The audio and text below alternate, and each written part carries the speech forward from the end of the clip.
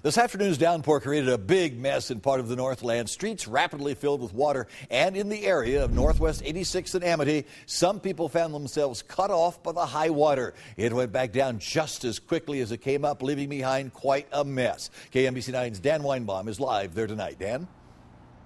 Well, there are telltale signs of the flash flood that came through here. There's bent grass, there's mud, as you can see. It's a real gooey mud left over. There's debris all over the ground. Now, there is a creek, a shorter, smaller creek that runs behind us here, and then it joins in with Rush Creek that goes down this direction. Neither of these creeks, their banks weren't high enough to hold all this water.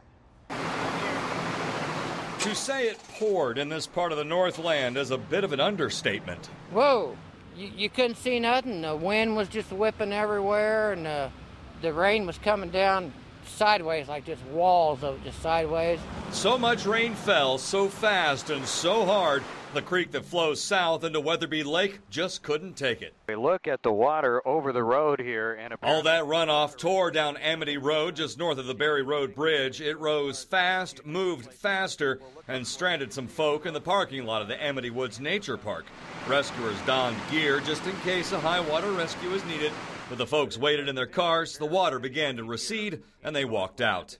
Nearly as fast as it came up, the water went down, and residents checked for damage. It's dirty, but they're still in there.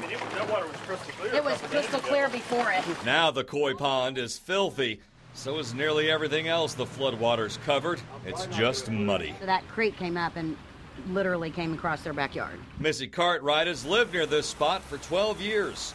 This has flooded before, but never to the measure that it did today. She snapped a couple of photos of the water as it raged in her neighborhood, and then she turned her hands to helping an out-of-town neighbor clean up. They shouldn't have to come home to this, so we all pitched in, cleaned up the mud, cleaned up all the water, and... But now you have to go up the hill. Now I gotta go up the hill and clean out my basement. A flash flood with a soggy, lasting finish.